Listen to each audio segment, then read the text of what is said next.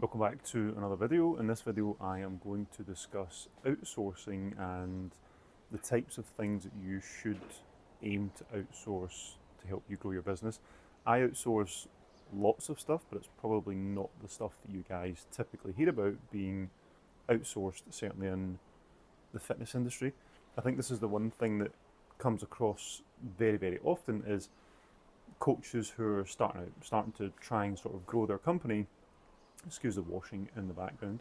Trying to grow their company, and they have VAs, they have closers, they have setters, they have sales calls, like it's just so much money wasted. If you're making $8,000 a month in your coaching business and you're outsourcing all of this stuff and you're paying $4,000 a month in terms of outsourcing, it's just such a waste of money.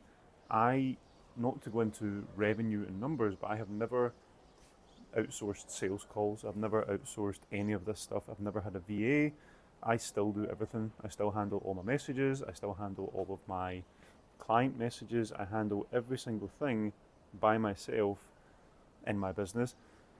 One of the things that I would recommend outsourcing first is just basic daily tasks. Basic daily tasks that you don't need to be doing, that aren't actually driving your business forward. So one of the main things and one of the best things I ever did was hire a maid, basically. So I have a maid that comes to the house 6 days a week. She starts 8 o'clock in the morning, she finishes about 7 o'clock in the evening.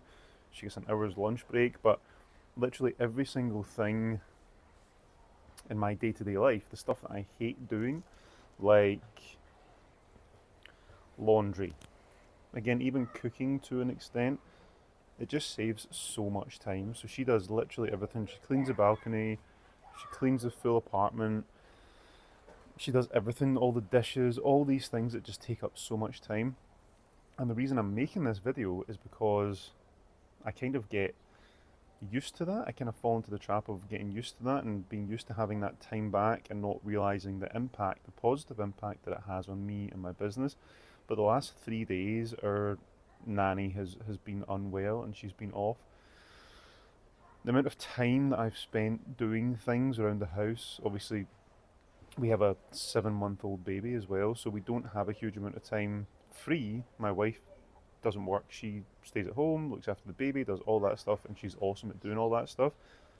I can then remove all these tasks from her as well, in terms of doing the laundry, hanging the washing up, doing the ironing, changing the bed sheets, cleaning the bathroom, doing the dishes, cooking food. All of this stuff is now outsourced to someone.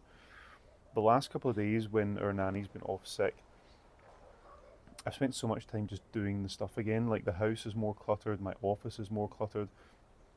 Even that introduces a level of stress to myself that I don't really want to have. I like things being clean, I like things being in order, I like having all my clothes cleaned and folded and just in my drawer. So if you can outsource anything first, outsource stuff like this. Even just go to a laundromat 2 or 3 times a week, put your dirty clothes in, go and pick them up. Pay for these things, the things that take time away from you working. Cooking food, if you can do meal prep stuff, if you can have someone who can come to your house and cook, even better. I know probably a lot of you won't be in the position to afford that just now, but if you can sign up to a subscription meal prep company, do that. You'll save so much time with cooking. You can still eat healthy stuff, you can still focus, you'll still feel good. But I would definitely try and outsource like a cleaner, something like that first. That would be one of the first things that I would say. So if you can have someone that comes to the house 2 or 3 times a week and does cleaning, does the hoovering, a gardener, like all this stuff can be outsourced. It doesn't need to be stuff with work. It does, and I understand why coaches think it sounds cool to have like a team, but you're just wasting your money doing these things. Like, you should learn how to do these things. It is the basics of running a business. So I would do stuff like that. I would outsource day-to-day tasks that you don't need to do, that don't drive the business forward. The other thing that I outsource, it's getting quite windy now. The other thing that I outsource is video editing. So repeatable tasks like this that you don't need to do and someone else can do better, like video editing. The guy that I use is called Jacob Films. I think it's jacob.films on Instagram. Super good video editor. I can record content, short form content, and just send it to him. I upload the files, he then sends them back to me once a month. It removes so much stress and time because I hate I hate doing short form content, but I hate editing short form content even more. So these would be the things that I would start to outsource and see how much time and freedom you get back to actually focus on things in the business, like your small daily actions, the actions on your daily action list, your daily task list.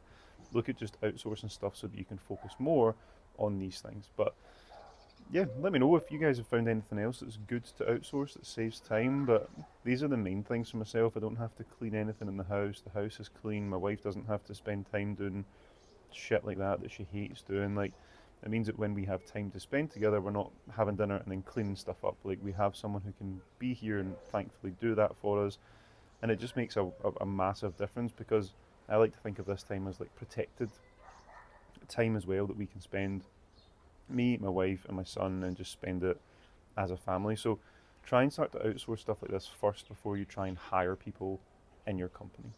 Hopefully you found this video useful and helpful. If you've got any comments or questions, pop them below. I'll catch you in the next one.